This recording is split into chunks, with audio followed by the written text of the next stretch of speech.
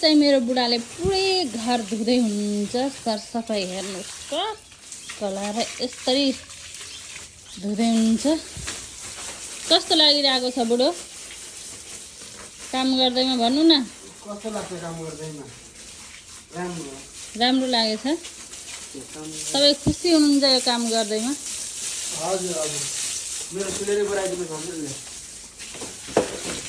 के अरे स्यालेरी बढाइदिने हुन्छ कति जति चाहियो 1 रुपियाँ बढाइदिउँलाई 1 रुपियाँ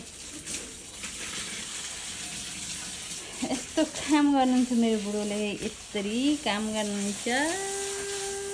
पुरै छोडिदिउँ हेर्नु त सब धोको हो पानी हालेर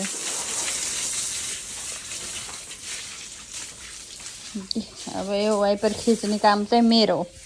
थाहा छ कि नै किन आफ्नुभयो मेरो होइन को बोल्यो भन्नु क्या कस्तो को बोल्यो यत्रो म बोलेँ हेर्नु वाइपर खिच्ने काम मेरो भनेको नपताएको कि मान्छेहरूले